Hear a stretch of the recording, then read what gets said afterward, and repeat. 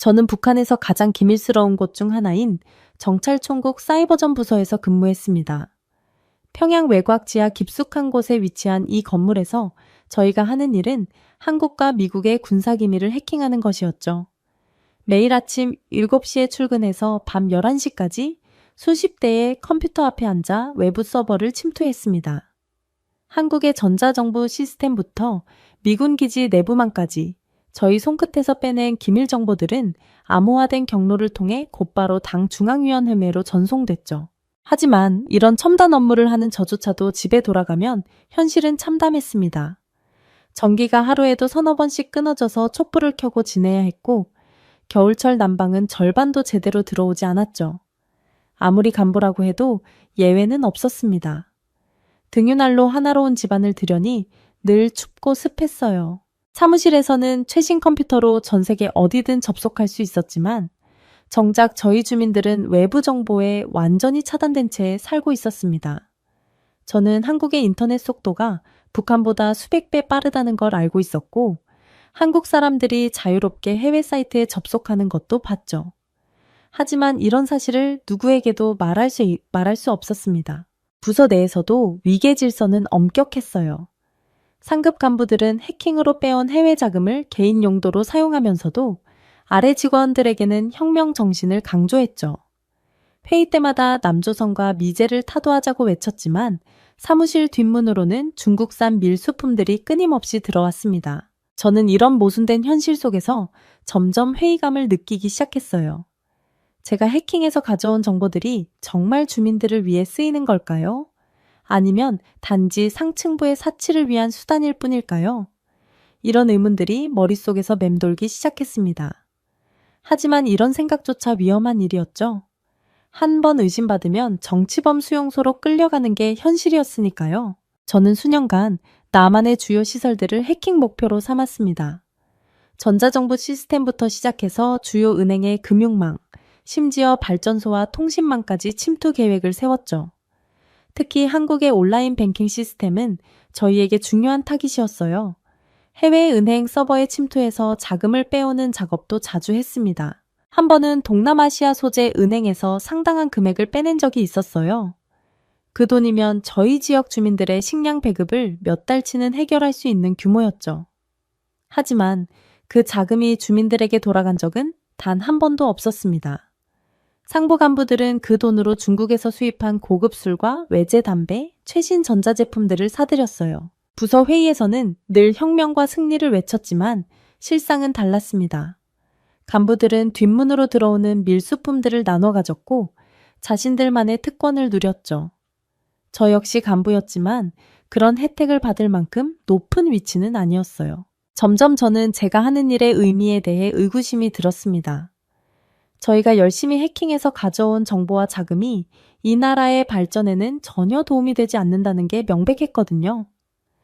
주민들은 여전히 굶주리고 있었고 정의는 끊어지고 병원에는 약이 부족했습니다. 한국 시스템을 해킹하면서 저는 남한의 실상을 직접 볼 수 있었어요.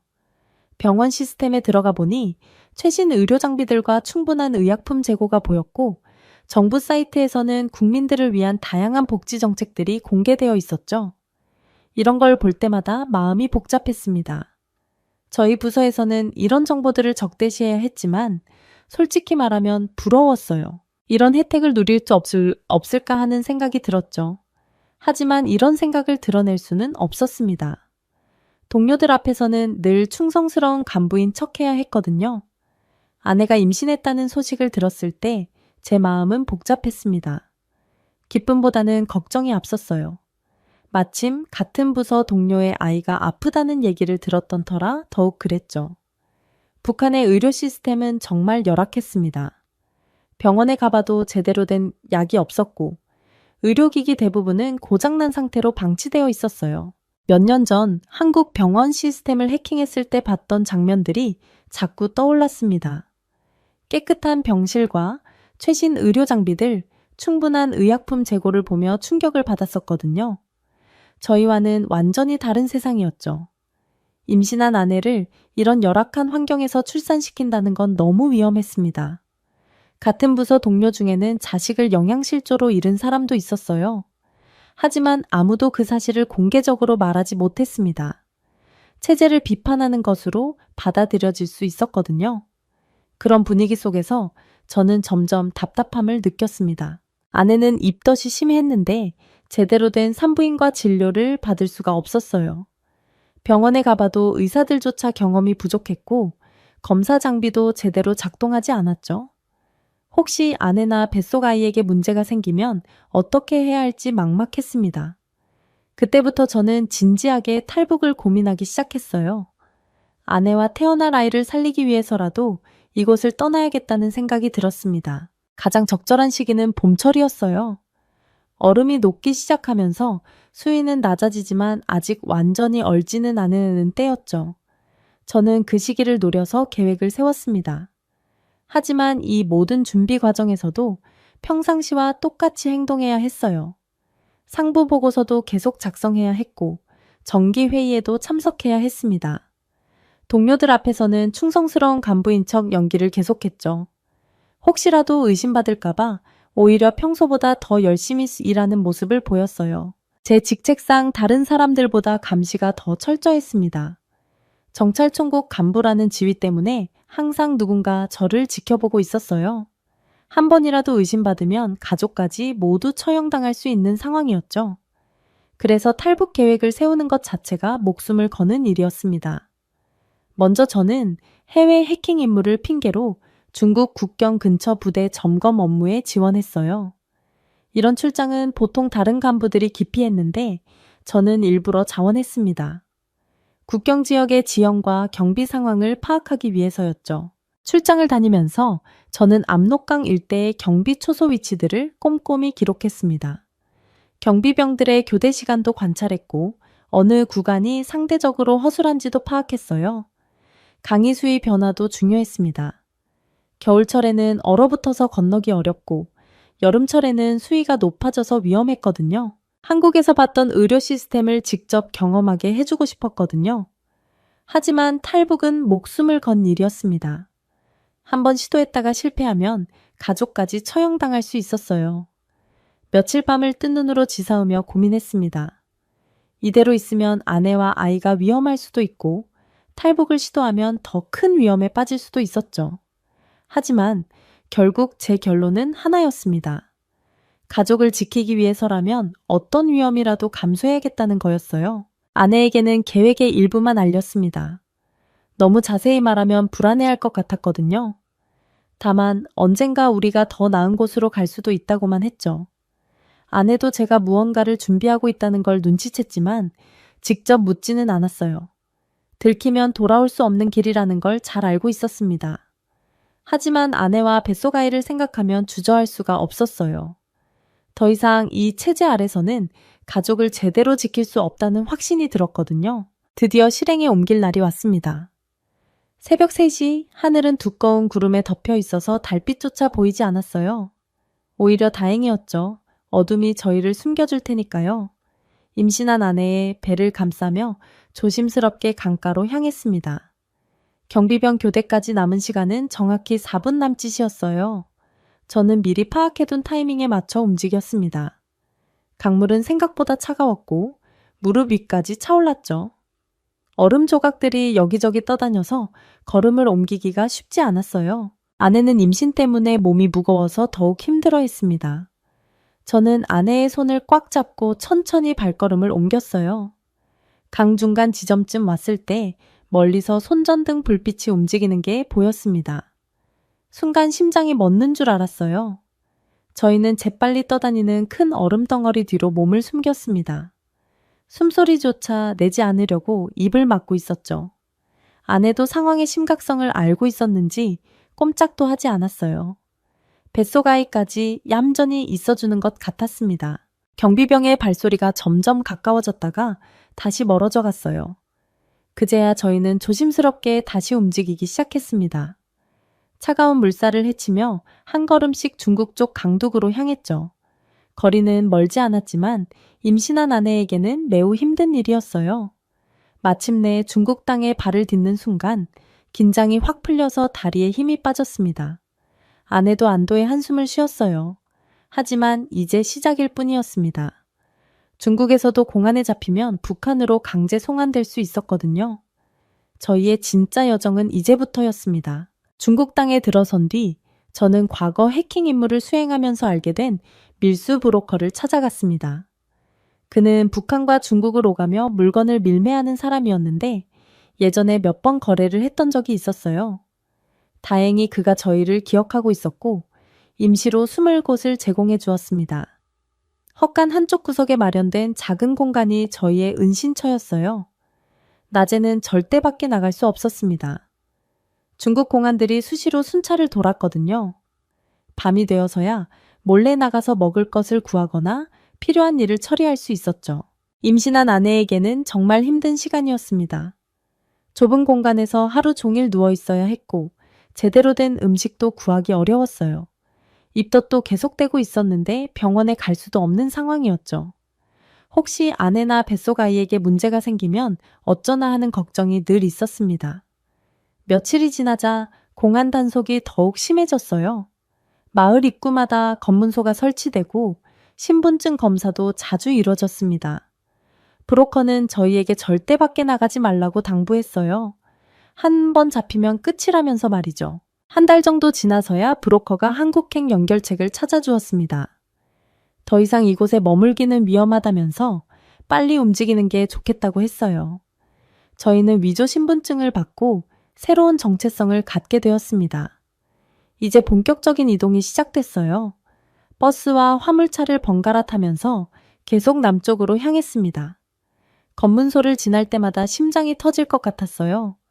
혹시 위조 신분증이 들통나면 어쩌나 하는 불안감이 늘 있었죠. 하지만 아내와 뱃속 아이를 생각하면 포기할 수 없었습니다. 반드시 한국에 도착해야 한다는 일념으로 버텼어요. 비행기 창밖으로 불빛이 가득한 도시가 보였을 때의 감동은 말로 표현할 수 없었습니다. 밤인데도 온 도시가 환하게 밝혀져 있었어요. 북한에서는 상상도 할 수 없는 광경이었죠. 평양에서도 밤이 되면 대부분 지역이 깜깜했거든요. 공항에 내리자마자 느낀 첫 번째 충격은 온도였어요. 겨울인데도 실내가 정말 따뜻했습니다. 북한에서는 난방이 제대로 되지 않아서 겨울철에는 늘 추위에 떨었는데 여기는 완전히 달랐어요. 공항 전체가 쾌적하게 관리되고 있었습니다. 거리로 나오니 더욱 놀라웠어요. 가게 간판들이 밤새도록 켜져 있었고 사람들은 자유롭게 휴대전화를 사용하고 있었습니다. 북한에서는 일반 주민들이 휴대전화를 갖는 것 자체가 거의 불가능했거든요. 여기서는 어린아이들까지 스마트폰을 들고 다니더라고요. 가장 먼저 한 일은 아내를 병원에 데려가는 것이었습니다. 임신 검진을 제대로 받아야 했거든요. 병원에 도착하자 깨끗하고 현대적인 시설에 또 한 번 충격을 받았어요. 의료진들은 친절했고 최신 장비로 정밀 검사를 받을 수 있었습니다. 아내는 깨끗한 병실에서 꼼꼼한 검사를 받았어요. 의사는 태아의 상태가 건강하다고 말해주었고 필요한 영양제와 약을 처방해 주었습니다. 북한에서는 구할 수 없었던 것들이었죠.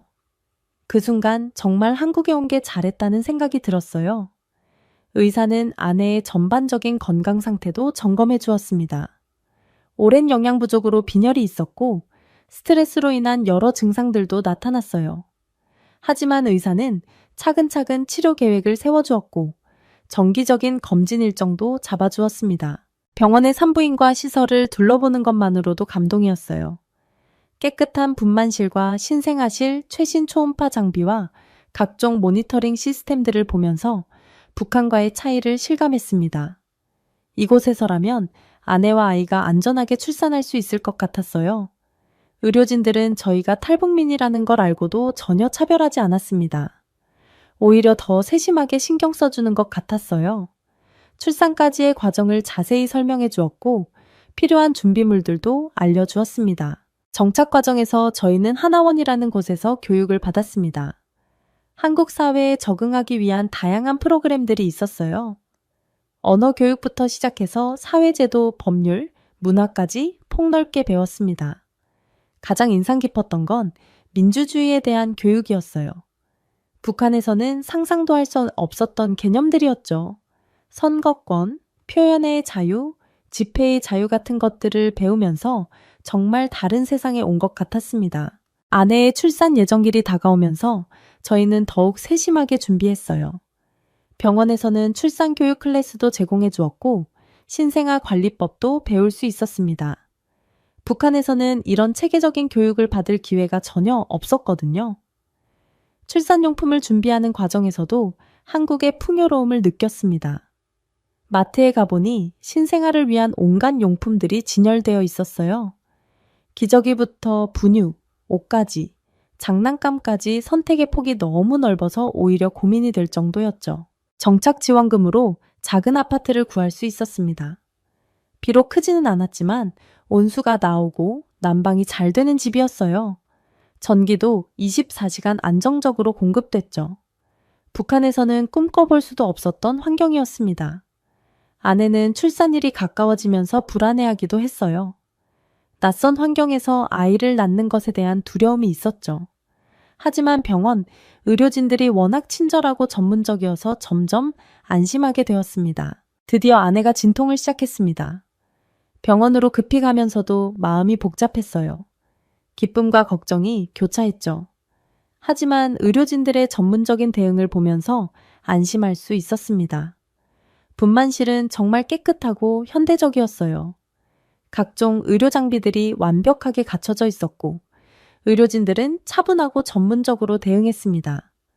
북한에서 봤던 열악한 의료 환경과는 천지 차이였죠. 출산 과정에서 의료진들은 아내의 상태를 실시간으로 모니터링했습니다. 태아의 심박수부터 아내의 혈압까지 모든 것이 정밀하게 관리됐어요. 혹시 모를 응급 상황에 대비한 장비들도 준비되어 있었습니다. 마침내 아이가 태어났습니다. 건강한 남자아이였어요. 의사가 아이를 제게 안겨주는 순간 눈물이 쏟아졌습니다. 이 아이는 자유로운 땅에서 태어났고 마음껏 꿈을 키울 수 있을 거라는 생각에 가슴이 벅찼어요. 신생아실도 북한과는 비교할 수 없이 깨끗하고 체계적으로 관리됐습니다. 각 아기마다 전담 간호사가 있었고 24시간 모니터링 시스템도 갖춰져 있었어요. 수유 지도나 신생아 관리법도 자세히 알려주었습니다. 아내의 회복 과정도 순조로웠어요. 산후 관리 프로그램이 체계적으로 운영되고 있었고 영양 관리부터 심리적 지원까지 종합적으로 받을 수 있었습니다.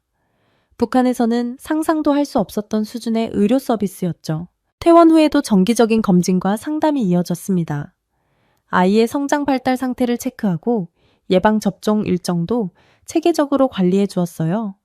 육아에 대한 상담 서비스도 있어서 초보 부모인 저희에게는 큰 도움이 됐습니다. 이제 취업을 준비해야 할 시기가 왔습니다. 하나원에서 받은 직업 교육과 제 전문 지식을 바탕으로 사이버 보안 분야 일자리를 찾기 시작했어요. 북한에서의 해킹 경험이 오히려 강점이 될 수 있을 거라는 조언을 받았습니다. 면접을 보러 다니면서 한국의 기업 문화도 경험했어요. 북한과는 완전히 다른 자유롭고 개방적인 분위기였죠. 면접관들은 제 경력에 관심을 보였고 북한의 사이버 공격 방식에 대해 많은 질문을 했습니다. 드디어 한 사이버 보안 회사에서 채용 제의를 받았습니다. 북한의 해킹 기법을 분석해서 방어 시스템을 구축하는 일이었어요. 과거 제가 공격하던 시스템을 이제는 지키는 입장이 된 거죠. 아이러니하면서도 의미 있는 일이라고 생각했습니다. 첫 출근 날은 정말 떨렸어요. 새로운 환경, 새로운 동료들과 함께 일해야 했거든요. 하지만 회사 분위기는 생각보다 따뜻했습니다. 동료들은 저를 호기심 어린 눈으로 바라보면서도 친근하게 대해주었어요. 제가 맡은 업무는 북한 해커들의 공격 패턴을 분석하는 것이었습니다. 저는 그들이 어떤 방식으로 접근하는지, 어떤 취약점을 노리는지 누구보다 잘 알고 있었죠. 그 지식을 바탕으로 더 강력한 보안 시스템을 설계할 수 있었습니다. 동료들은 제 분석 능력에 놀라워했어요. 실제 해커 출신이라서 가능한 통찰력이었죠. 저는 북한 해커들이 주로 사용하는 멀웨어부터 침투 경로, 은폐 기법까지 상세하게 분석해서 보고서를 작성했습니다. 회사에서 제 가치를 인정받으면서 점점 중요한 프로젝트에 참여하게 됐어요. 정부기관의 보안 시스템 강화 프로젝트에도 참여했고 금융기관의 사이버 보안 컨설팅도 담당했습니다. 과거의 경험이 이렇게 도움이 될 줄은 몰랐어요. 자유로운 근무 환경도 새로운 경험이었습니다. 북한에서는 상상할 수 없었던 수평적인 조직 문화였죠. 아이디어는 누구나 자유롭게 제안할 수 있었고 창의적인 사고가 장려됐습니다. 회의에서도 활발한 토론이 이뤄졌어요. 급여를 받고 나서는 또 다른 감동이었습니다. 정당한 노동의 대가를 받는다는 것, 그리고 그 돈으로 가족을 부양할 수 있다는 것이 정말 소중했어요. 북한에서는 아무리 열심히 일해도 생활이 나아지지 않았거든요. 아이가 자라면서 한국의 교육 시스템도 경험하게 됐습니다. 어린이집부터 시작해서 체계적인 보육 프로그램이 있었어요. 아이의 발달 단계에 맞춘 다양한 교육 프로그램들을 보면서 한국 사회의 선진성을 다시 한번 느꼈습니다. 아이가 처음 말을 했을 때, 처음 걸음을 뗐을 때의 기쁨은 말로 표현할 수 없었어요. 이 모든 순간들을 안전하고 자유로운 환경에서 지켜볼 수 있다는 게 감사했습니다. 북한에 있었다면 불가능했을 일들이었죠. 회사에서의 성과가 인정받으면서 승진 기회도 생겼습니다. 팀장으로 승진하면서 더 큰 책임을 맡게 됐어요. 북한 사이버 위협 대응 전담팀을 이끌게 된 거죠. 과거의 적이었던 북한 해커들을 상대로 방어전을 펼치는 아이러니한 상황이었습니다. 팀원들을 이끌면서 리더십도 배웠어요. 북한에서는 일방적인 지시와 복종만 있었지만 여기서는 소통과 협력이 중요했습니다. 팀원들의 의견을 듣고 조율하는 과정에서 민주적 의사결정의 소중함을 깨달았어요. 제가 개발한 보안 솔루션이 실제로 북한의 사이버 공격을 막아내는 성과를 거두었을 때는 복잡한 심정이었습니다. 과거 동료들의 공격을 막아내는 일이었거든요. 하지만 이제 제 가족과 새로운 조국을 지키는 일이라는 사명감이 더 컸어요. 언론에서도 제 이야기에 관심을 보이기 시작했습니다. 북한 해커 출신이 한국에서 사이버 보안 전문가가 된 특별한 사례로 소개됐어요. 처음에는 노출을 꺼렸지만 다른 탈북민들에게 희망을 주고 싶어서 인터뷰에 응하기도 했습니다. 아이가 초등학교에 입학하면서 또 다른 감동을 받았어요. 자유롭고 창의적인 교육 환경에서 아이가 마음껏 꿈을 키워나가는 모습을 보면서 한국에 온 결정이 정말 옳았다는 확신이 들었습니다. 회사에서는 제 경험을 바탕으로 한 교육 프로그램도 운영하게 됐어요. 사이버 보안 전문가들을 대상으로 북한 해킹 기법에 대한 강의를 하는 거죠.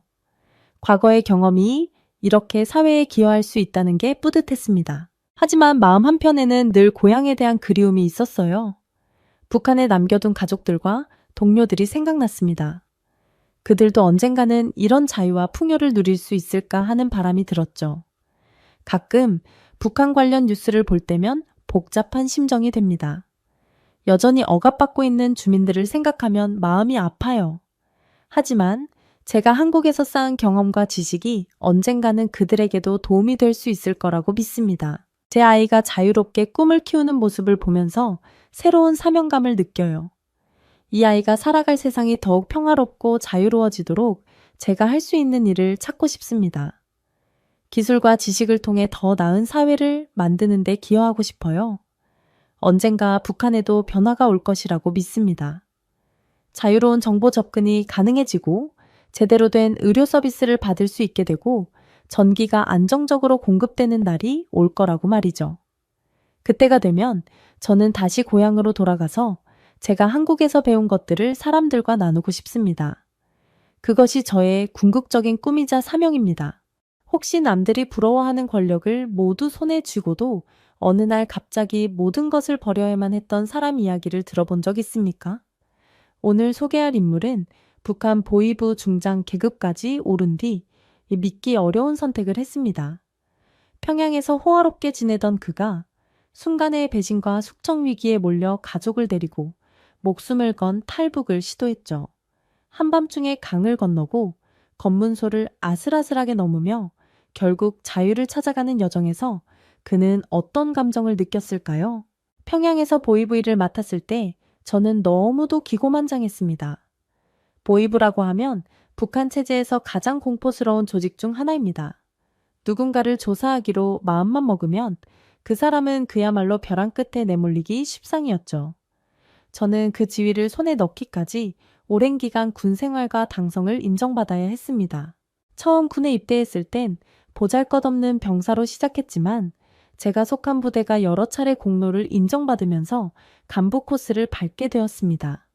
군에서 어느 정도 인정을 받으니 보위부에서 스카우트 제의를 해왔고 그 이후 저는 평양 보위부에서 승진을 거듭하게 됐습니다.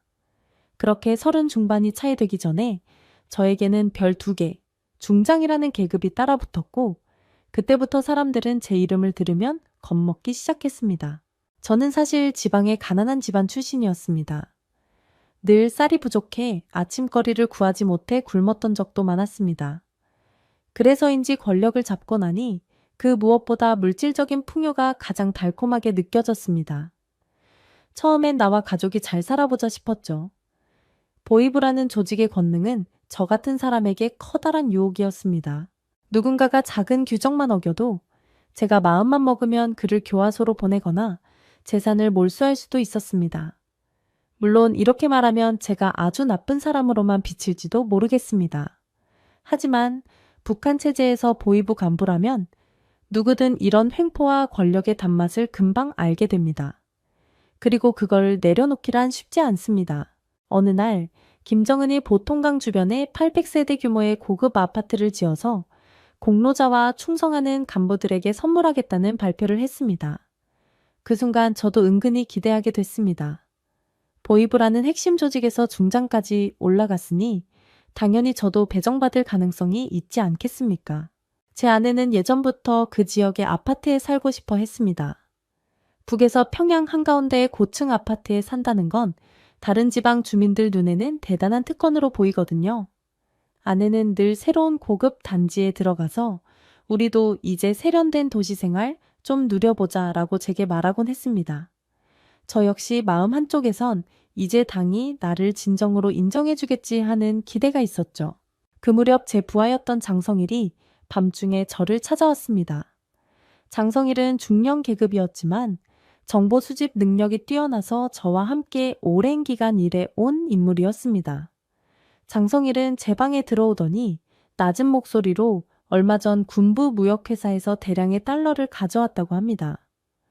선물 아파트 분양권을 위해 보위부 간부들에게 뇌물을 돌리려는 움직임이 있답니다. 하고 귀띔했습니다. 저는 잠시 마음이 흔들렸습니다. 군부 무역회사라면 달러가 엄청나게 들어오고 보위부 감시망에 걸리지 않으려면 누구든 상납을 해야겠죠. 사실 뇌물을 받고 싶지 않다고 말하면 거짓말입니다. 그런데 이렇게 노골적으로 받았다가 괜히 문제가 생기면 제가 뒤집었을 수도 있으니 조심해야 했습니다. 그렇다고 아예 눈 감아버리는 것도 제 입장에선 아쉬운 부분이 많았습니다. 가족이나 제 주변 사람들에게 더 풍족한 생활을 마련해주고 싶은 욕심이 있었으니까요. 장성일은 중장동지 무역회사 측에서 큰 금액을 건네겠다고 합니다. 우리도 조용히 넘어가면 선물 아파트 배정에 우선권을 받을 수도 있다는 말이 돌아다닙니다. 라고 말했습니다. 저는 별말 없이 담배 한 개비를 물고 담뱃불을 붙였습니다. 눈앞이 꽤 흐릿해졌는데 그 연기 너머로 부인의 환한 얼굴과 아이의 장래가 겹쳐 보였습니다. 아내는 평양에서 태어나 자란 이른바 명문가 출신이었습니다. 보위부 중장 부인이 된 뒤로는 주변에서 더 대접을 받았죠. 그런데 당장 저희 가족이 사는 숙소만 봐도 생각만큼 호화롭지는 않았습니다. 보위부 전용 관사라고 해도 건물이 낡았고 수도나 전기가 불안정해 가끔씩 생활에 불편이 꽤 컸습니다. 그래서 더욱 보통강 주변의 아파트에 꼭 들어가자라고 아내는 제게 압박을 했습니다.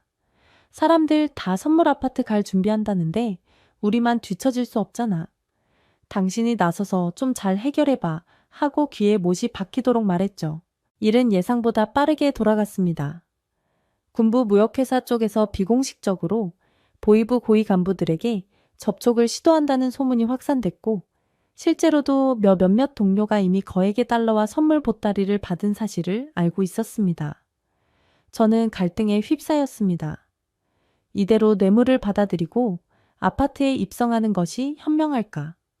아니면 철저히 단속해서 오히려 김정은에게 충성심을 보여줄까?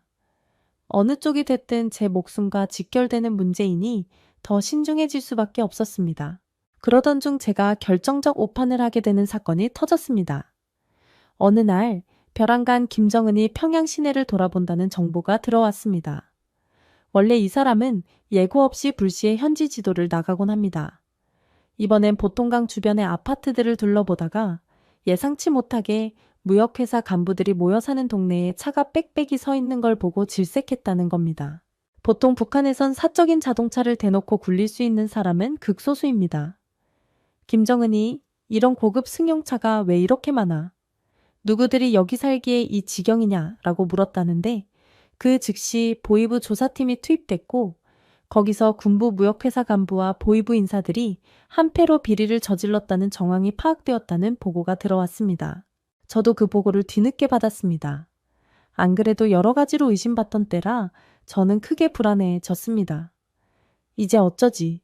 나도 언젠가 이 상황에 엮여서 숙청될지 모른다. 실제로 북한에서 고위 간부가 잘못 걸리면 그 지방까지 모조리 몰락하는 사례를 저는 수도 없이 봤습니다. 장성일 역시 겁에 질려 제 사무실로 뛰어와 중장 동지, 상황이 심상치 않습니다. 불시에 체포령이 떨어질 수도 있답니다. 라고 얼굴이 창백해진 채 말했습니다. 저는 호되게 욕을 내뱉었지만 이미 어쩌겠습니까? 김정은의 분노가 해일처럼 번지면 빠져나갈 방법이 거의 없습니다. 그 무렵 저는 제 과거 행적도 돌아보게 됐습니다.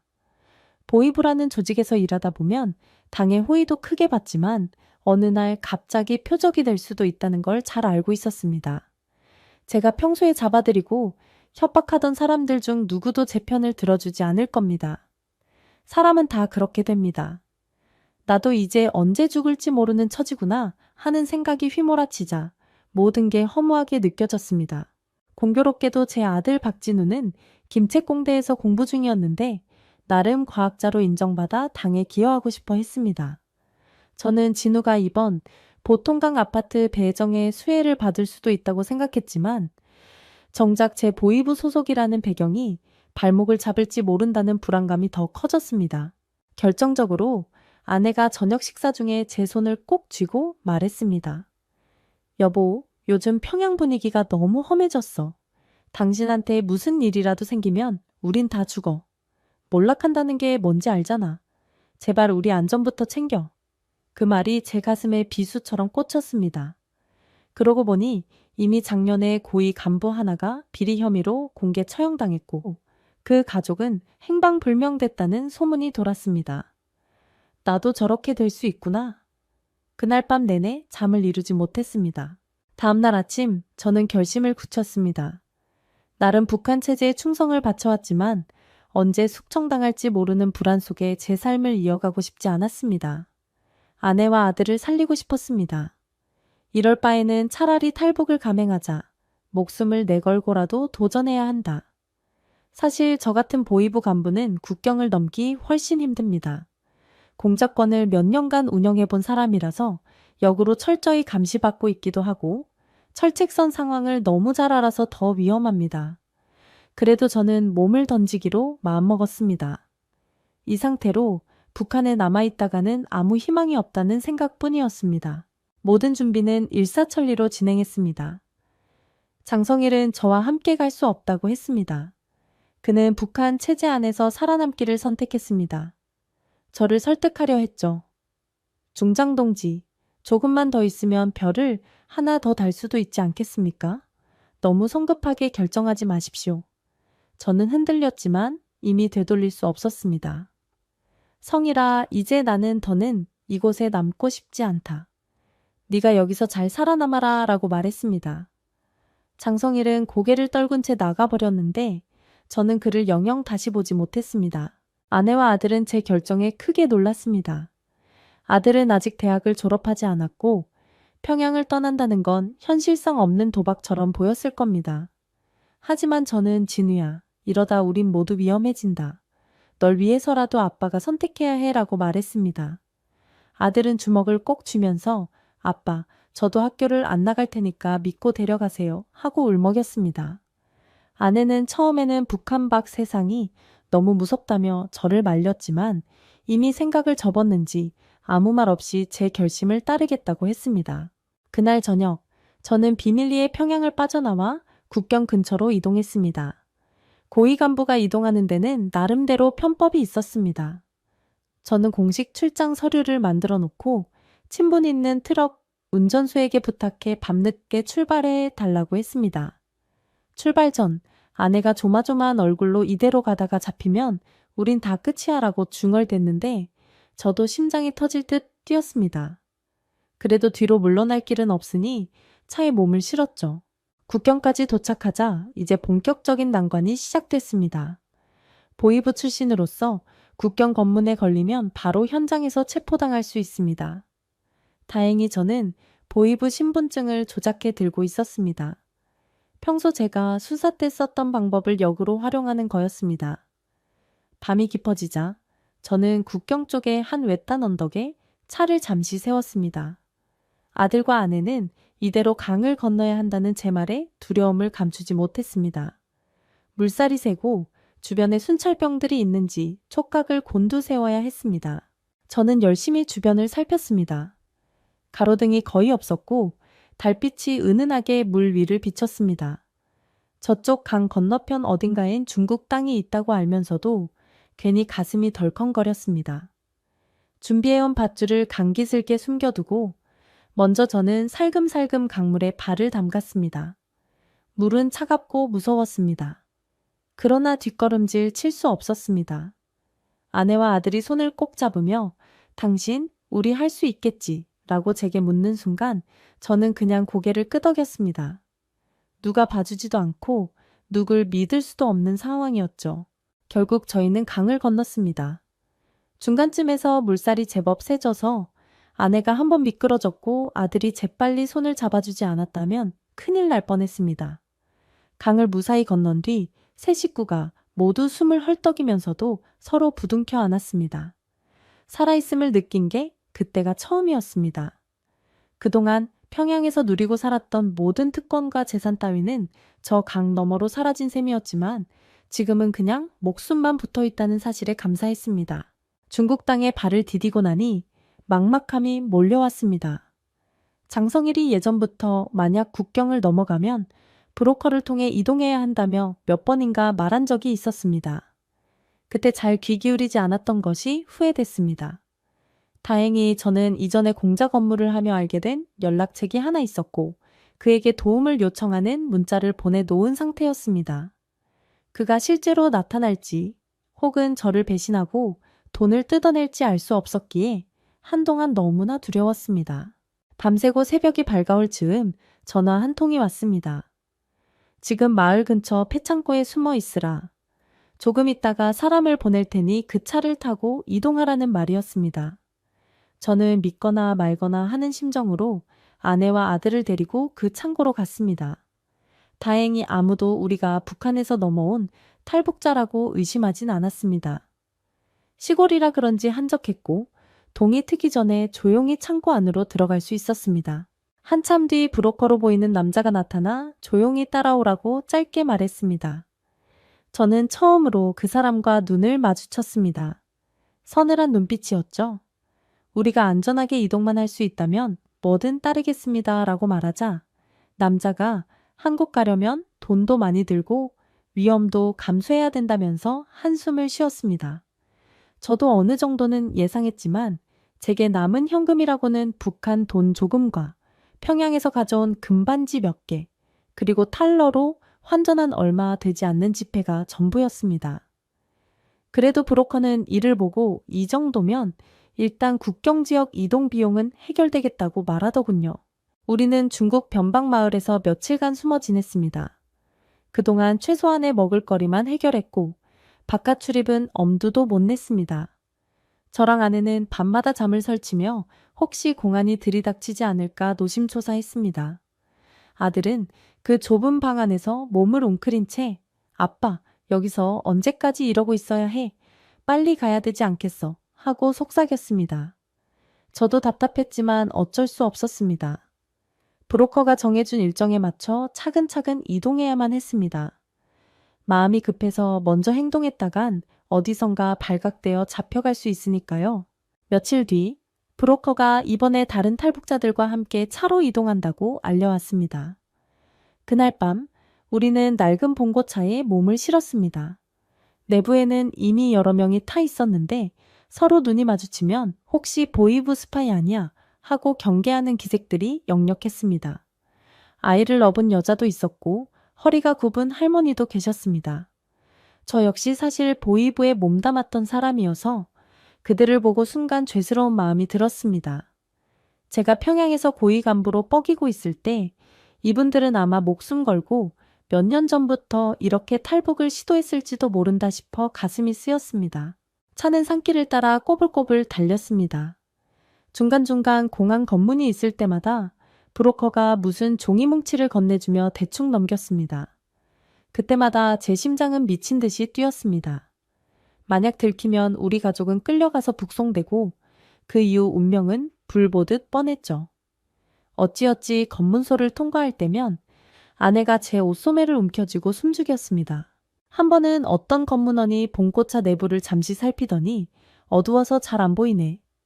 뭐하러 이렇게 밤늦게 이동하나라고 투덜거렸는데 브로커가 잽싸게 소주 몇 병을 건넨 뒤 농촌 친척집에 급한 일이 있어서 가는 길이라 오라며 얼버무렸습니다. 그 검문원은 크게 따지지 않고 곧바로 지나가게 해주었습니다. 그 순간 제 옆에 있던 할머니가 작은 목소리로 고맙다 고맙다 하고 중얼댔는데 제 입장에선 하늘이 도와준 기분이 들었습니다. 그렇게 두어 날을 차로 이동한 뒤 우리는 국경지대처럼 보이는 또 다른 곳에 이르렀습니다.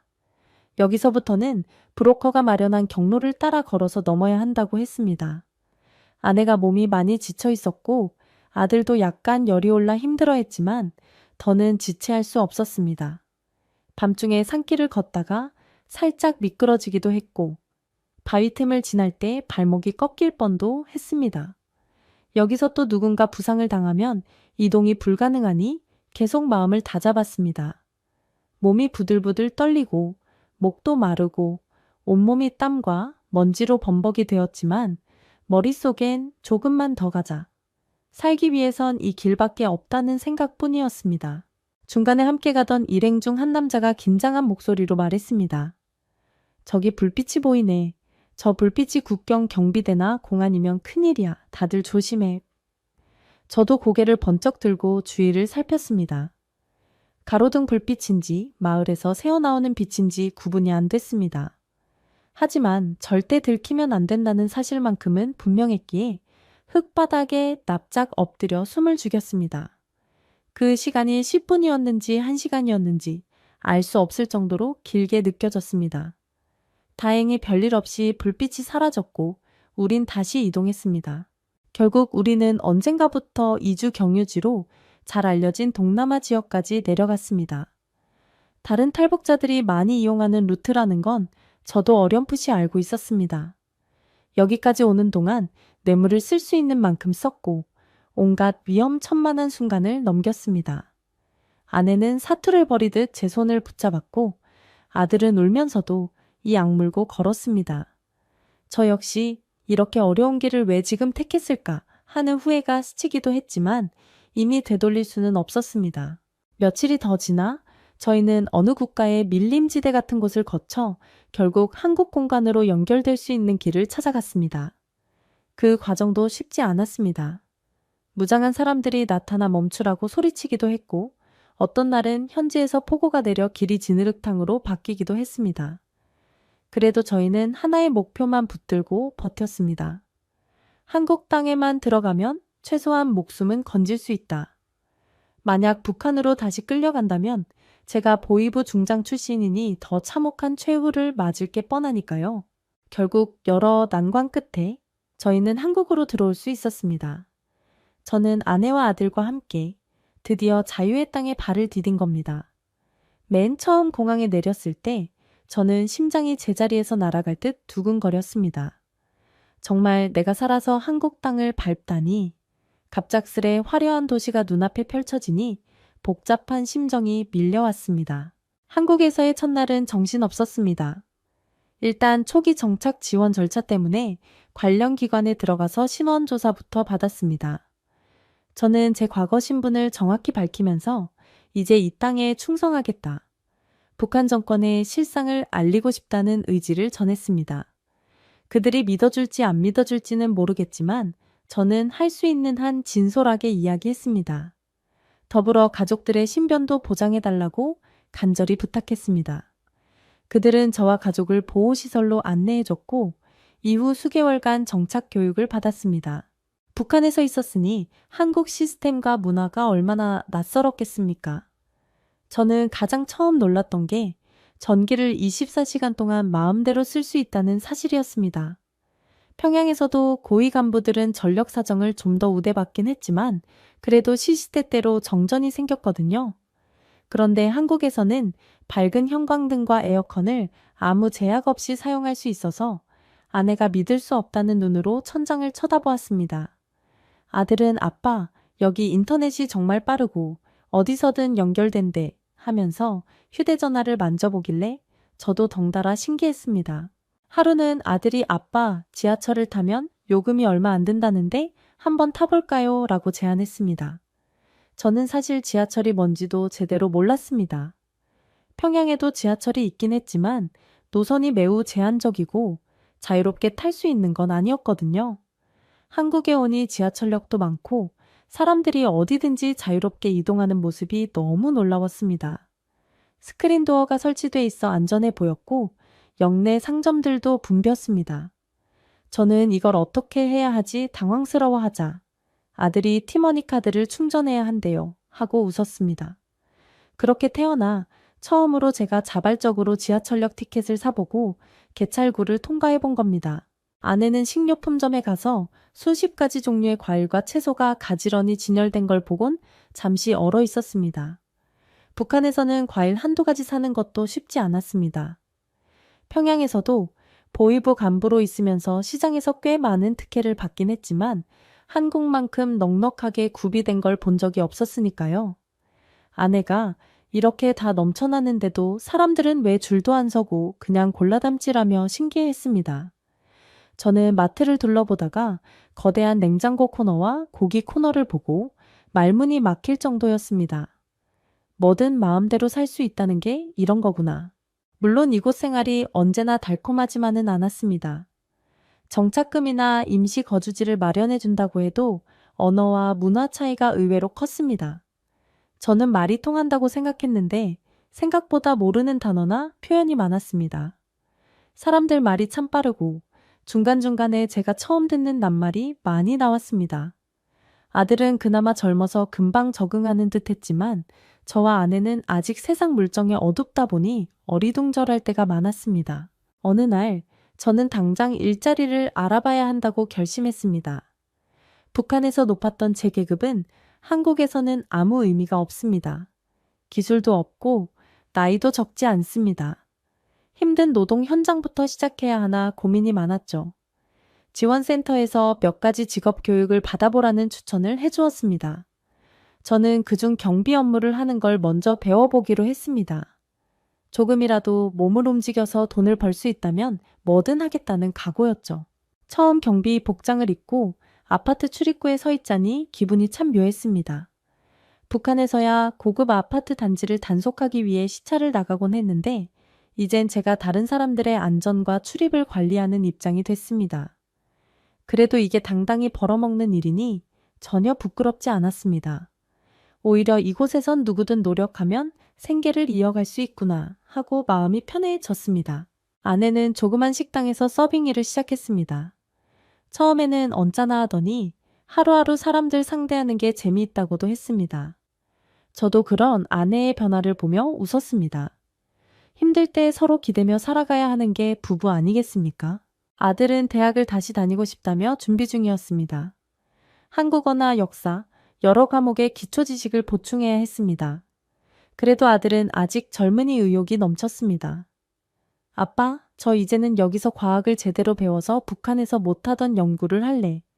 무슨 첨단 장비든 마음껏 만져보고 싶어요. 라고 말했습니다. 그 이야기를 듣는 순간 저는 가슴이 울컥했습니다. 북한에서 함께 공부하던 아이들은 여전히 전기도 제대로 들어오지 않는 곳에서 생활하고 있을 텐데 이 차이가 너무 크게 느껴져서 마음이 쓰이더군요. 사실 제가 탈북하면서 제 자리, 제 권력을 다 포기했지만 이 결정을 후회하지 않습니다. 만약 평양 보통강 아파트를 배정받았어도 거기서 언제 숙청당할지 모르는 공포 속에 살았을 겁니다. 이 땅에 와서 다시 시작하는 게 쉽진 않지만 적어도 제 자유와 가족의 생명을 위협당하지 않는다는 점에서 감사해하고 있습니다. 이제 제 이름 석자를 걸고 부끄럽지 않게 살아가고 싶습니다. 무고한 사람들을 겁주고 돈을 갈취하던 과거의 제가 부끄럽긴 하지만 회개하고 갱생한다는 마음으로 하루하루 살고 있습니다. 어쩌면 어떤 분들은 보위부 간부였으면 편하게 살지, 뭐하러 왔어? 라고 할 수도 있겠지만 북한 체제란 게 결코 안전하지 않습니다. 권력을 가진 자조차도 날이 서 있는 칼 위를 걷는 것과 다름없거든요. 한순간에 김정은의 심기를 건드리거나 주변 간부들의 모략에 휘말리면 돌이킬 수 없게 됩니다. 저는 그 리스크를 몇 년 동안이나 짊어지고 살았으니 이제는 자유롭게 숨쉬며 살고 싶었을 뿐입니다. 저는 이제 한국에서 터를 잡고 평범하게 사는 것이 꿈입니다. 아내와 소박한 가정집을 얻어 한두 해 안에는 안정된 생활을 누리고 싶습니다. 아들은 곧 대학에 들어갈 것이고 저는 더 나은 일자리를 찾기 위해 어떤 자격증이든 따보려고 합니다. 물론 쉬운 길이 아니겠죠. 그래도 이렇게 사람답게 내 힘으로 살 수 있다는 게 얼마나 큰 축복인지 날마다 새삼 깨닫습니다. 저는 부디 더 많은 분들이 북한 실상을 알아주셨으면 합니다. 많은 탈북자들이 목숨을 걸고 이곳으로 옵니다. 그리고 제가 느낀 것처럼 자유를 만끽하면서도 한편으로는 과거의 상처와 죄책감에 시달리는 경우도 있습니다. 이 현실을 이해해 주시고 함께 더 나은 미래를 만들어가자는 마음이 제 진심입니다. 저는 이제 제가 할 수 있는 범위에서 북한 인권단체나 여러 봉사활동에 조금씩 참여해 볼 생각입니다. 제가 그동안 사람들에게 던진 공포를 조금이라도 씻고 인간다운 삶을 살 수 있으면 좋겠습니다. 오늘 제 이야기를 들어주셔서 정말 감사합니다. 제가 걸어온 길과 제가 뿌리치고 나온 북한 사회의 실체가 조금이나마 전달됐기를 바랍니다. 저에게 늘 따라붙던 칠흑 같은 어둠이 이제 조금씩 사라지고 있습니다. 앞으로도 쉽진 않겠지만 이렇게 자유롭게 제 목소리를 낼 수 있다는 사실만으로도 기적처럼 느껴집니다. 저는 그 기적을 붙들고 조금씩 더 나은 사람이 되고 싶습니다. 정말 감사드립니다.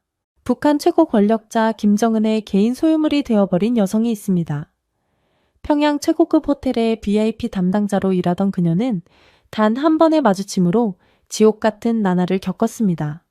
절망 속에서 그녀는 목숨을 건 탈출을 결심합니다. 자유를 향한 처절한 몸부림, 그리고 새로운 시작.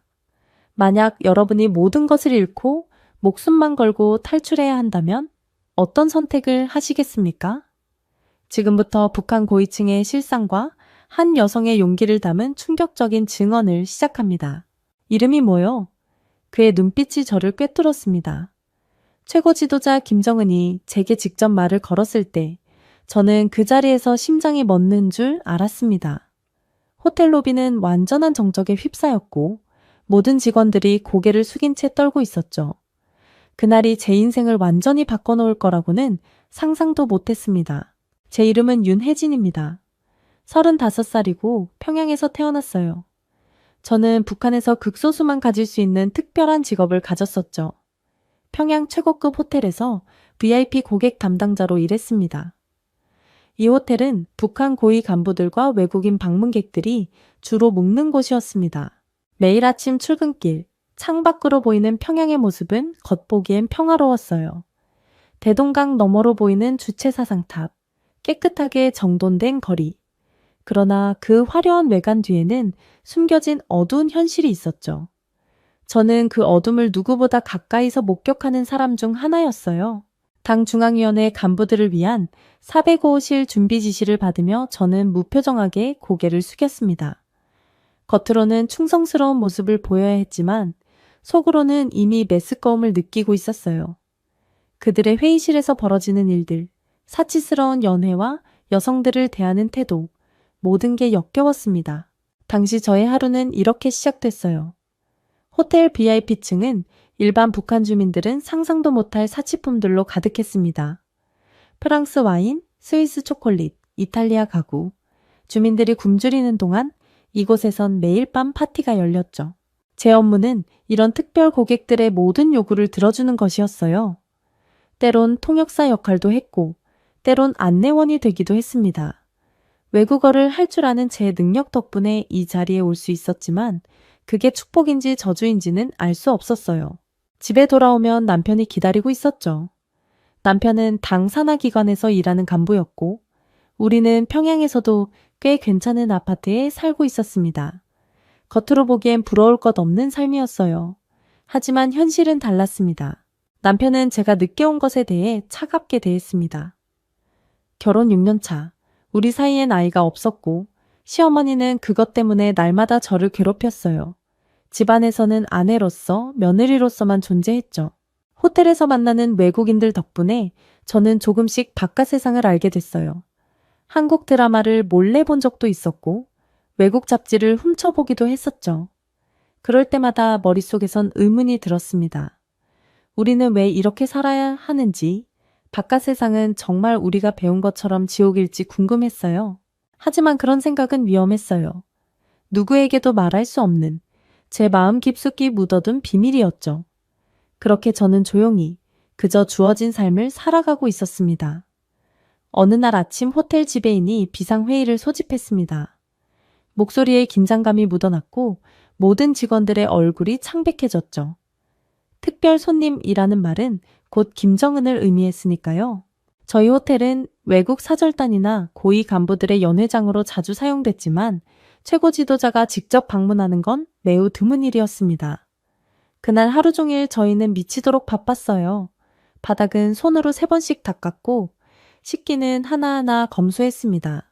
저녁 7시 검은색 벤츠 행렬이 호텔 앞에 도착했습니다. 모든 직원들이 일렬로 서서 고개를 숙였죠. 저는 앞줄 중앙에 서 있었습니다. 온몸이 떨렸지만 표정 하나 흐트러뜨릴 수 없었어요. 그가 나타났습니다. 까만 인민복을 입은 김정은이 당 간부들에 둘러싸여 걸어왔죠. 공기가 얼어붙는 듯 했습니다. 시간이 멈춘 것만 같았어요. 그런데 예상치 못한 일이 벌어졌습니다. 김정은이 저를 향해 걸음을 멈춘 겁니다. 그의 눈길이 저에게 고정됐고 저는 숨을 쉴 수 없을 만큼 공포에 질렸습니다. 그가 제 이름을 물었고 저는 떨리는 목소리로 대답할 수밖에 없었어요. 저도 모르게 땀이 등줄기를 타고 흘러내렸죠. 김정은은 오늘 자신의 식사를 제가 직접 담당하라고 지시했습니다. 곁에 있던 비서들이 놀란 눈빛을 주고받았습니다. 저는 그저 고개를 깊이 숙이고 영광이라 중얼거렸죠. 그날 저녁 내내 저는 김정은의 테이블을 직접 서빙했습니다. 그는 가끔 제게 질문을 던졌어요. 외국어를 얼마나 할 수 있는지, 호텔에서 얼마나 오래 일했는지, 마치 면접을 보는 것 같았습니다. 연회가 끝난 후 저는 화장실에 가서 숨죽여 울었습니다. 왜 하필 저였을까요? 평생 조용히 살아왔는데 그날 밤 집으로 돌아가는 길에 저는 불길한 예감에 사로잡혔습니다. 뭔가 끔찍한 일이 저를 기다리고 있다는 느낌이었죠. 그리고 그 예감은 정확히 들어맞았습니다. 일주일 후 출근길에 검은색 승용차 한 대가 제 앞에 멈춰 섰습니다. 당 비서실에서 나왔다는 남자가 차에 타라고 했어요. 심장이 요동쳤습니다. 머릿속이 하얘해졌죠. 차에 탄 순간 저는 제 운명이 완전히 바뀌게 될 거란 걸 직감했습니다. 당 비서실은 평양 중심부에 위치한 웅장한 건물이었습니다. 저는 15층으로 안내됐고 그곳엔 김정은의 측근으로 알려진 고위 간부가 기다리고 있었죠. 간부는 원수님께서 저에게 특별한 임무를 내리셨다며 축하했습니다. 그의 말에 온몸에 소름이 돋았어요. 그가 내민 서류를 읽자 다리에 힘이 풀렸습니다. 저는 이제부터 특별 접대원으로 지정됐다는 내용이었죠. 무슨 뜻인지 물었더니 원수님의 개인 수행원이 될 거라며 영광스러운 일이라고 했습니다. 그의 웃음 뒤에 숨겨진 의미를 저는 너무나 잘 알고 있었어요. 호텔에서 일하며 이런 특별 임무가 무엇을 의미하는지 여러 번 목격했으니까요. 거부할 수 없는 봉사, 생각만 해도 온몸이 떨렸습니다. 제가 결혼한 사람이라는 걸 말하자 남편에게는 이미 통보됐으니 걱정 말라고 했습니다. 남편도 당의 결정을 존중할 거라 믿는다고요. 집으로 돌아와 남편에게 모든 걸 털어놓았습니다. 제 두려움, 공포, 굴욕감. 남편이라면 저를 지켜줄 거라 믿었죠. 하지만 남편의 반응은 상상도 못한 것이었습니다. 이것이 우리 가문의 영광이라며 오히려 기뻐했습니다. 당황한 저는 이 상황이 얼마나 끔찍한지 설명했지만 남편의 눈빛은 변했어요. 차갑고 계산적인 눈빛이었죠. 그는 이것이 우리가 평생 꿈꿔온 출세의 기회라며 이제 최고 권력층에 발을 들일 수 있다고 했습니다. 10년 넘게 함께 살았지만 이런 모습은 몰랐습니다. 남편의 눈에는 권력에 대한 탐욕만이 가득했어요. 저는 할 수 없다고 했습니다. 너무 끔찍한 일이라고요. 그러자 남편은 제가 할 수 있는 선택은 없다며 거부하면 우리 가족 전체가 정치범 수용소행이라고 협박했습니다. 북한에서 수용소라는 단어는 죽음보다 더 무서운 것이었어요. 저는 그날 밤 이불 속에서 소리 없이 오랫동안 울었습니다. 다음 날부터 제 지옥 같은 나날이 시작됐습니다. 매주 두세 번 저는 김정은의 별장으로 호출됐어요. 그곳에서 벌어진 일들은 지금도 생각하면 몸서리가 쳐집니다. 저는 그저 인형처럼 그의 욕망을 채워주는 도구였을 뿐이죠. 집에 돌아올 때마다 샤워를 하며 몸을 닦았지만 더러움은 씻겨지지 않았습니다. 영혼이 더럽혀진 느낌이었죠. 남편은 제 고통을 외면했고 오히려 점점 더 좋은 자리로 승진해 갔습니다. 남편은 이제 우리도 평양에서 최고급 아파트로 이사 갈 수 있다며 제 덕분이라고 했습니다. 그 말에 저는 비참함을 느꼈어요. 제 존엄성을 팔아 얻은 사치. 이게 정말 사는 거였을까요? 매일 밤 죽고 싶다는 생각뿐이었습니다. 어느 날 밤 저는 결심했습니다. 이대로는 안 되며 이대로 죽을 순 없다고요. 이곳을 탈출해야 했습니다. 하지만 방법이 없었어요. 24시간 감시 속에 살았고 친구도 도움을 청할 사람도 없었으니까요. 그때 운명처럼 한 사람을 만나게 됐습니다. 호텔로 복귀한 지 3개월째 저는 완전히 다른 사람이 되어 있었습니다. 웃음기 없는 표정, 생기 없는 눈빛, 동료들조차 저를 피했죠. 모두가 제가 어떤 특별 임무를 맡고 있는지 알고 있었으니까요. 어느 날 호텔의 중국 사업가 대표단이 묵게 되었습니다. 저는 그들의 전담 통역으로 배정됐어요. 그중 한 사람, 왕 사장이 제 눈에 들어왔습니다. 다른 중국인들과는 뭔가 달랐어요. 첫 만남에서 왕 사장은 다른 사람들이 자리를 비운 순간 제가 괜찮은지 조용히 물었습니다. 저는 놀라서 그를 바라봤어요. 그는 제 눈에 슬픔이 가득하다며 도움이 필요해 보인다고 했습니다. 그 순간 눈물이 왈칵 쏟아질 뻔했어요. 몇 년 만에 처음으로 누군가가 제 아픔을 알아봐 준 것 같았습니다. 하지만 저는 재빨리 감정을 숨겼어요. 북한에서 외국인을 신뢰하는 건 자살행위나 다름없었으니까요. 저는 그저 피곤할 뿐이라고 둘러댔습니다. 그러자 왕 사장은 자신이 왕 리민이라며 사실 북한 화교 출신이라고 밝혔어요. 그의 말에 저는 놀랐습니다. 그는 평양에서 태어났지만 10대 때 중국으로 이주한 화교였어요. 북한의 현실을 누구보다 잘 알고 있었죠. 이후 며칠 동안 왕 사장은 틈틈이 저에게 말을 걸었습니다. 조심스럽게 아무도 눈치채지 못하게요. 그는 제 상황을 어떻게 알았는지 제가 처한 위험을 정확히 짚어냈습니다. 호텔 정원구석 감시 카메라가 없는 곳에서 그는 제가 탈출해야 한다고 속삭였습니다. 오래 버티지 못할 거라고요. 저는 두려움에 떨었어요. 특별 감시 대상인 제가 탈출한다는 건 불가능하다고 말했습니다. 하지만 왕 사장은 방법이 있다며 자신이 도울 수 있다고 했어요. 그의 눈빛은 진실되고 따뜻했습니다. 오랜만에 누군가를 신뢰하고 싶은 마음이 들었죠. 하지만 함정일 수도 있었습니다. 북한에선 늘 의심해야 했으니까요. 우리는 비밀리에 탈출 계획을 세우기 시작했습니다. 왕 사장의 계획은 위험했지만 가능성이 있었어요.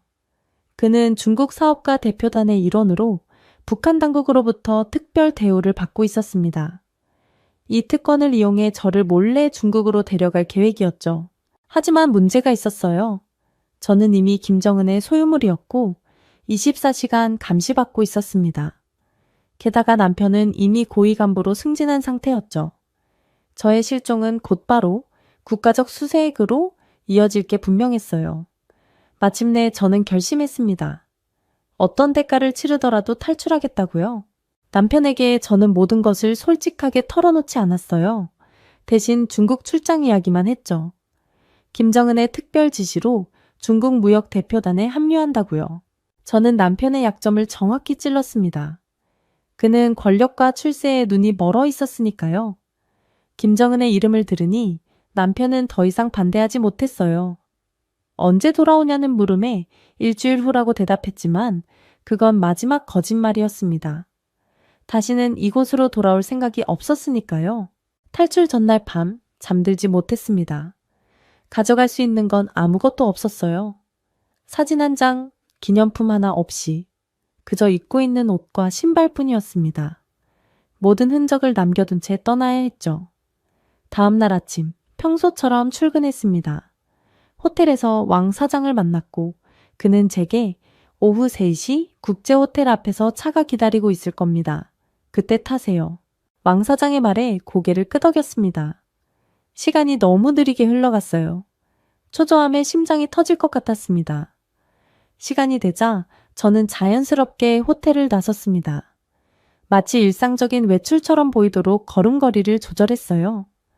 국제호텔 앞에 검은색 세단이 서 있었고 운전석에는 중국인 기사가 앉아 있었습니다. 차에 탑승하자마자 제 가슴은 터질 듯이 뛰었습니다. 모든 것이 순조로워 보였지만 가장 위험한 순간은 아직 오지 않았어요. 국경을 넘어야 했으니까요. 차는 평양 시내를 빠져나와 고속도로를 달렸습니다. 창밖으로 보이는 북한의 풍경이 점점 희미해져 갔어요. 3시간 후 우리는 신의주 국경 검문소에 도착했습니다. 긴장하지 마세요. 자연스럽게 행동하면 됩니다. 왕 사장의 말에 고개를 끄덕였지만 온몸은 땀으로 흠뻑 젖어 있었어요. 검문소에 도착하자 북한 병사들이 차를 둘러쌌습니다. 왕 사장은 모든 서류를 보여주었고 저는 비서 역할을 하는 척 고개를 숙이고 있었죠. 병사는 고개를 끄덕이고 우리를 통과시켜 주었어요. 중국과 북한을 잇는 다리를 건너는 순간 눈물이 왈칵 쏟아졌습니다. 그러나 아직 안심할 수 없었어요. 중국 국경 통과도 남아 있었으니까요. 다행히 중국 측 검문은 순조롭게 진행됐습니다. 왕 사장의 지휘 덕분에 특별 대우를 받았고 저는 그의 비서로 아무런 의심 없이 통과했어요. 그렇게 저는 북한을 탈출했습니다. 단둥에 도착한 후 우리는 곧바로 숙소로 향했습니다. 그러나 안전하지 않았어요. 북한 정보원들이 중국 전역에 포진해 있었고 특히 국경 지역은 위험했습니다. 왕 사장은 제게 가발과 안경을 건네며 변장하라고 했어요. 내일 아침 일찍 베이징으로 떠날 겁니다. 거기서 다음 단계를 준비할 거예요. 이튿날 우리는 베이징행 기차에 몸을 실었습니다. 기차역에서 북한 요원으로 보이는 사람들이 수상쩍게 서성이는 걸 봤어요. 가슴이 쿵쿵 뛰었지만 애써 무시했습니다. 베이징에 도착한 후 왕 사장은 저를 안전가옥으로 데려갔습니다. 그곳에서 한국계 선교사를 만났어요. 그는 탈북민들을 돕는 비밀 조직의 일원이었습니다. 이제부터는 더 위험해집니다. 베이징에서 머물 수는 없어요. 중국 정부가 탈북자를 발견하면 북한으로 송환시키니까요. 선교사의 말에 두려움이 밀려왔습니다. 그는 제게 라오스를 거쳐 태국으로 가는 계획을 설명했어요. 태국에 도착하면 한국 대사관에 망명을 신청할 수 있다고 했습니다. 3일 후 출발입니다. 그때까지 이 집에서 나가면 안 됩니다. 대기 시간 동안 저는 창문 밖을 내다볼 수도 없었어요. 마치 지하 감옥에 있는 것처럼 답답했습니다. 하지만 이건 제가 선택한 길이었죠. 출발 전날 밤 왕 사장이 찾아왔습니다. 그는 더 이상 동행할 수 없다고 했어요. 여기까지 온 것만으로도 기적입니다. 반드시 성공할 겁니다. 왕 사장과 작별 인사를 나누며 제 눈에서 눈물이 흘렀습니다. 다음 날 저는 중국인 안내자와 함께 긴 여정을 시작했습니다. 기차와 버스를 번갈아 타며 쿤민까지 이동했어요. 그곳에서 라오스 국경으로 향했습니다. 라오스 국경을 넘는 과정은 상상 이상으로 위험했어요. 밀림속을 걸어 국경을 넘어야 했고 38도가 넘는 폭염 속에서 12시간을 걸었어요. 발바닥이 찢어지고 온몸은 벌레 물린 자국으로 뒤덮였지만 포기할 수 없었습니다. 라오스에 도착한 후에도 안심할 수 없었어요. 라오스 경찰에게 발각되면 중국으로 강제 송환될 위험이 있었으니까요. 우리는 밤에만 이동했고 낮에는 숨어 있었습니다. 마침내 태국 국경에 도착했을 때 저는 거의 탈진 상태였어요. 하지만 희망이 보였습니다. 태국에 발을 디딘 순간 가장 위험한 여정은 끝났다고 생각했죠. 태국 국경을 넘자마자 저는 태국 경찰에 자수했습니다. 이것은 계획의 일부였어요. 태국은 탈북민들을 북한으로 송환하지 않고 제3국 망명을 허용하는 몇 안 되는 국가 중 하나였으니까요. 태국 경찰서에 앉아 있는 동안 모든 것이 비현실적으로 느껴졌습니다. 제가 정말 탈출에 성공한 걸까요? 아니면 이건 다 꿈일까요? 경찰관들은 저를 구치소로 데려갔어요. 좁고 더러운 공간이었지만 제게는 천국처럼 느껴졌습니다. 적어도 이곳에선 김정은의 손이 닿지 않으니까요. 구치소에서 저는 다른 탈북민들을 만났습니다. 각자의 이야기를 듣고 있자니 가슴이 아팠어요. 굶주림을 피해 탈출한 젊은 여성, 아이들에게 더 나은 삶을 주기 위해 목숨을 건 어머니, 모두 감히 상상할 수 없는 고통을 겪었습니다. 혜진 씨, 곧 한국에 갈 수 있을 거예요. 거기선 정부에서 집도 주고 돈도 주고 교육도 시켜준대요. 함께 구금된 여성 중 한 명이 말했습니다. 하지만 저는 아직도 불안했어요. 북한에서의 트라우마가 쉽게 가시지 않았습니다. 밤마다 악몽에 시달렸고 문이 열릴 때마다 심장이 멎는 듯 했죠. 2주 후 한국 대사관 관계자가 저를 찾아왔어요. 그는 제 신원을 확인하고 망명 절차를 설명했습니다. 한국 정부가 저를 받아들이기로 했다는 소식에 저는 눈물을 참을 수 없었어요. 윤혜진 씨, 이제 곧 한국으로 갈 수 있습니다. 모든 준비가 끝났어요. 대사관 직원의 말에 안도의 한숨을 내쉬었습니다. 그러나 여전히 두려움이 있었어요. 북한에 남겨둔 가족들이 걱정됐습니다.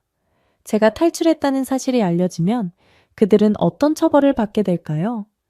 부모님, 남동생. 생각만 해도 가슴이 찢어졌어요. 마침내 한국행 비행기를 타는 날이 왔습니다. 방콕 공항에서 보안 요원들의 엄격한 경호를 받으며 비행기에 탑승했어요. 창문 밖으로 태국의 풍경이 작아져 가는 것을 보며 실감이 나지 않았습니다. 비행기 안에서 저는 계속 주변을 경계했습니다. 누군가 저를 알아보고 신고하지는 않을까? 비행기가 갑자기 방향을 바꿔 평양으로 가지는 않을까? 5시간의 비행 동안 한시도 마음을 놓을 수 없었어요. 인천공항에 도착했을 때 제 다리는 후들거렸습니다. 활주로에 비행기가 닿는 순간 저도 모르게 눈물이 흘러내렸어요. 공항에는 국가정보원 직원들이 기다리고 있었습니다. 그들은 친절했지만 경계심을 늦추지 않았어요. 탈북자들 중에는 북한에서 파견된 간첩도 있을 수 있기 때문이었죠. 저는 국정원 시설로 이송됐습니다. 그곳에서 3개월간 조사를 받았어요. 북한에서의 삶, 탈출 과정, 김정은과의 관계, 모든 것을 솔직하게 말했습니다. 처음엔 의심받았지만 조사관들은 점차 제 이야기가 진실임을 인정했어요. 조사가 끝난 후 저는 하나원으로 이송됐습니다. 하나원은 탈북민들의 한국 사회 적응을 돕는 시설이었어요. 그곳에서 저는 한국의 문화, 경제, 교통, 법률 등 기본적인 것들을 배웠습니다. 컴퓨터 사용법, 스마트폰 사용법도 처음 접했죠. 하나원에서의 생활은 때로 힘들었습니다. 탈북 과정의 트라우마, 북한에 두고 온 가족에 대한 그리움, 낯선 환경에 대한 두려움, 밤마다 울음을 삼켰어요. 하지만 함께하는 탈북민들과 선생님들의 도움으로 조금씩 적응해 갔습니다. 하나원에서 만난 심리상담사는 제게 큰 도움을 주었어요. 김정은에게 당했던 학대로 인한 트라우마를 치료하는 과정은 고통스러웠지만 반드시 거쳐야 할 길이었습니다. 제 마음속 상처를 하나씩 들여다보며 치유해 나갔어요. 혜진 씨, 당신은 매우 용감한 사람입니다. 그 누구도 상상할 수 없는 고통을 이겨내셨어요. 이제는 자신을 위한 삶을 살 차례예요. 상담사의 말에 저는 희망을 품기 시작했습니다. 그래요. 이제는 제 삶을 살 차례였어요. 누구의 노예도 소유물도 아닌 한 인간으로서의 삶을 말이죠. 3개월간의 하나원 교육을 마치고 저는 서울의 임대주택에 배정받았습니다. 정부에서 정착금도 지원받았어요. 모든 것이 낯설고 두려웠지만 동시에 설렜습니다. 제 인생의 새로운 장이 시작되는 순간이었으니까요. 창문 밖으로 보이는 화려한 도시 풍경은 마치 다른 세계 같았어요. 밤에도 환하게 빛나는 거리, 24시간 열려있는 편의점, 언제든 먹을 수 있는 음식들. 북한에서는 상상조차 할 수 없던 풍요로움이었습니다. 하지만 자유와 풍요 속에서도 제 마음은 여전히 어두웠어요. 밤마다 악몽에 시달렸습니다.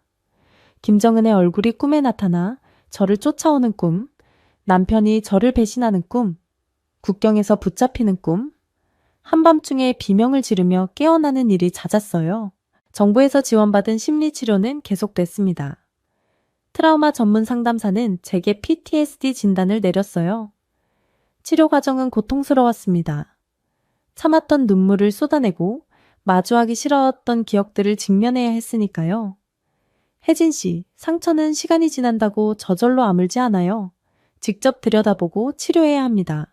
상담사의 말처럼 저는 제 상처를 마주했습니다. 김정은에게 당했던 학대, 남편의 배신, 목숨을 건 탈출 과정. 모든 기억이 선명하게 떠올랐어요. 그것들을 글로 써내려가는 과정은 마치 독을 뽑아내는 것 같았습니다. 혜진 씨, 당신은 이제 과거의 피해자가 아니라 생존자예요. 상담사의 말은 제게 큰 울림을 주었습니다. 그래요. 저는 더 이상 피해자가 아니었어요. 모든 고통을 이겨내고 살아남은 생존자였고, 이제는 다른 이들을 도울 수 있는 사람이 되고 싶었습니다. 한국에 정착한 지 2년, 개인적인 삶도 조금씩 변화했어요. 하나원에서 만난 다른 탈북민 출신 남성과 진지한 관계를 시작했습니다. 그는 저와 비슷한 상처를 가지고 있었고, 서로를 깊이 이해할 수 있었죠. 처음엔 두려웠습니다. 남편의 배신 이후로 누구도 믿지 못했으니까요. 하지만 그의 따뜻한 말에 조금씩 마음의 문을 열기 시작했습니다. 서로의 악몽을 이해해주고 불안한 순간을 함께 견뎌주는 관계. 이것이 진짜 사랑이구나 싶었어요. 가끔은 여전히 악몽에 시달리고 갑작스러운 소리에 놀라기도 합니다. 트라우마는 완전히 사라지지 않았어요. 하지만 이제는 그것이 저를 지배하지 않습니다. 오히려 그 경험이 저를 더 강하게 만들었다고 생각해요. 아침마다 거울을 보며 제 자신에게 말합니다. 북한에서의 삶, 김정은의 학대, 목숨을 건 탈출. 그 모든 과정을 이겨낸 저는 이제 진정한 자유를 얻었습니다. 그리고 그 자유를 위해 애쓰는 다른 이들을 돕는 것이 제 삶의 목표가 되었어요.